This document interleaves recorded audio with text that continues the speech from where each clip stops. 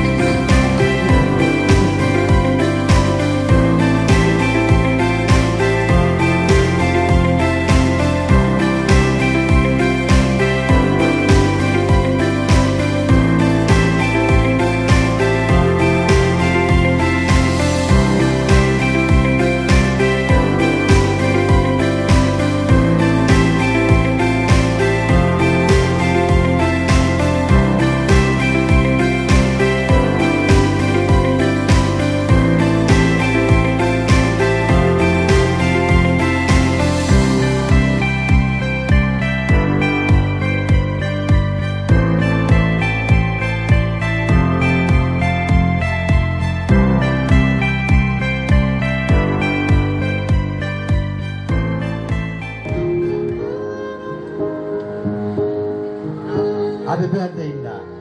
Sana dasan na yung dakal na birthday ko. Miras kang 100 years. Yeah. Flor, happy birthday. Kaya nan Minda. Happy birthday. Salamat. Magpalakas ko. Kanto, Pasko muli ka. Dinan mi kaya ang ginalbo. Nagpalakas ka. May stress. Wow. Dapat nga po yun. Happy birthday na. Dahil nga po mo, anak, kaluburan na ka. Dasana pa yung dakal na birthday cake ka. Happy birthday! Kaya pa, katpana po kay katangan. Ito message ko kay datam malago hanggang eri. Lalaguyo. Kaya kayong anak maya po yan do, kaya katamong Hindu na lang kasimpara at kaganaka. Ika indami dakalpang sanang aldo na dasan mo. Mga di ko, king akong gino, ikaba na yung pay, biye mo, alang-alang ka rin anak mo. Ang pong ako, kaya katamungan, ang tabayan na sa Diyos, may paya, happy birthday, Flor and Inda. Dakal pong salamat. Happy birthday. Ate po, happy birthday. Kaya kami gaganak na kaliguran ko. Kaya ngalak po. Dakal salamat. Magpalakas ka lagi. Ate po, happy birthday mo naman, gawang malaot ko. Dakal salamat. Thank you. Happy birthday, Da. Happy birthday, Pop. Yakwatan niyo po. Ang dating isang hindi ako. Recording in progress. Muling hanggang sana tama at kasakit para tuloy-tuloy yung pamag-alaga kayo. At saka huling ako talaga. Tinalaga ko na yung sarili ko. Pamanyese kayong dako. Hanggang nang malyari. Lang kikiyak. Ika, magpalakas ka. At sana, magkasakit pa si Bayo. Kaya next year, may kitikita pa si Bayo. Lagi kang mimingat mo rin, Ken. Dakala, salamat. Happy birthday. May pagat panapon po kayo ngan. Happy birthday, Inda. Miras 90 years old, Emi Abalo yung nanay yung stone po yung mali. Maniwala ko ka rin.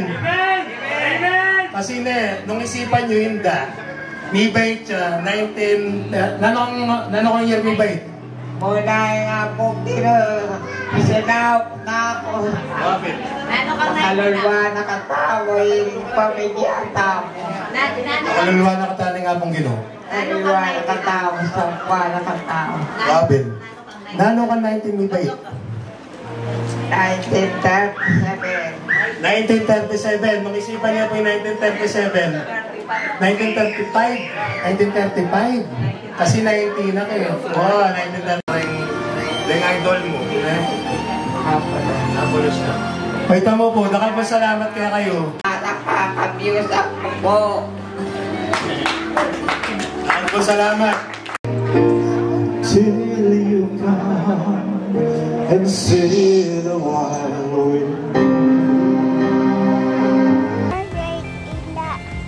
Love you. Happy birthday, Inda. Happy birthday. Happy birthday. Stay strong and healthy. See you next year. Love you. Happy birthday, Ma, and happy birthday, Inda. I love you too. And stay healthy. Happy birthday po, Inda. Wish you good health and happiness. Mag-iingat po kayo palagi. Apo, good morning. Happy birthday to you.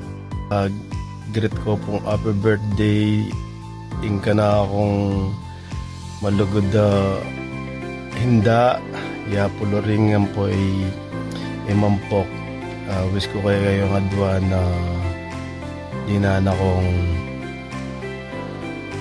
blessing, Lord God, na aking financial, physical, at higit sa lahat kayong spiritual. Apo, dakala salamat king binye mong lugod. Anyang mga lati kami, lalo na anyang kitake pang urani, makatuknang at tandaan ng kupat si gat panapon na, patadturan mo kay Ngaldo. Tatali mo ko bitis po. Iburudjog. Malikot siya kasi na hapon. Once again na po, dakala salamat. At kang mampok, dakala salamat. At happy birthday. Enjoy your day and more blessings to come. Ingat palagi. God bless.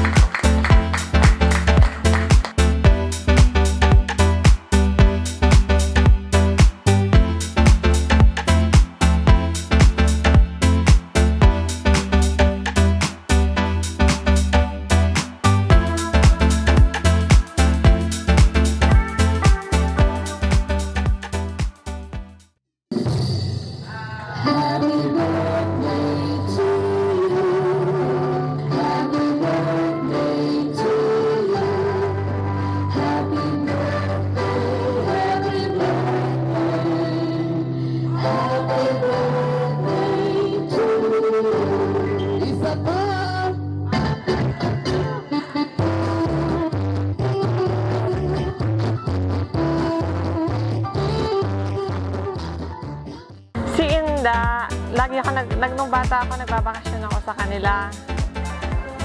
Gusto kong nagbabakasyon doon kasi naglalaro kami ng kwako. Yan, natuto ako magkwako. Saka gustong-gusto ko yung memory ko pagka bumibili kami ng merienda doon kay Tita Marita. Ayun, ng Marita. Favorite ko yung palabok, kanyan. Lagi kami bibili nun. Sasamahan niya ako. Parang mura pa nun parang 5 piso, 10 piso lang, ganyan. Tapos, pag naglalaro kami ng ng tong its o kaya ng kwaho. Ayan, nakahiga lang yan si Inda, pero nilalaro niya kami. Ayun yung libangan namin, natatandaan ko libangan namin nung nagbabakasyon ako sa Pampanga. Katuwaan lang naman, mga piso-piso lang gano'n. Si Mama sobrang hands-on, sobrang pasensyosa, sobrang hands-on talaga.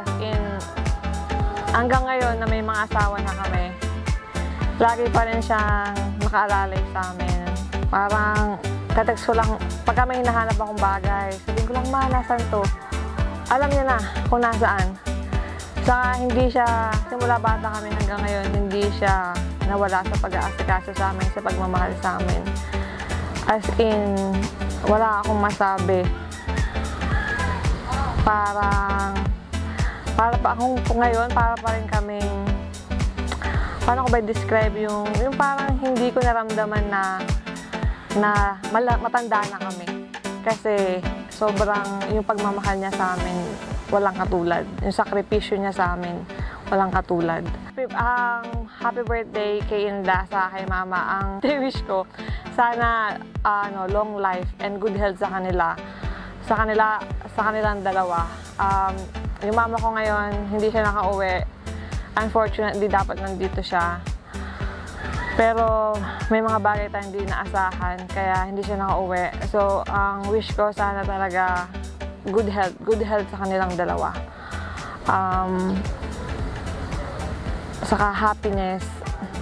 Alam ko, masaya naman sila na nakikita kami. Ito, na ganito, sama-sama kami.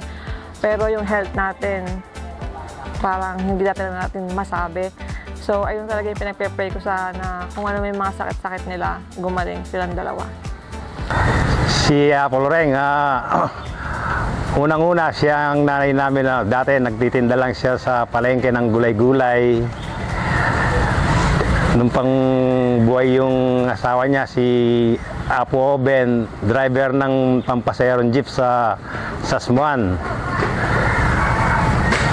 Ayun, hanggat lumaki kami, siya ang kasama namin sa bahay, gano'n. At nung nawala yung kanyang kabiyak, ayun, nalungkot na siya. At sa awa ng Diyos, malakas pa naman siya. Ngayon, 90 na siya, sinusupresa siya ng mga apo niya, mga anak niya, sa kanyang birthday ngayon.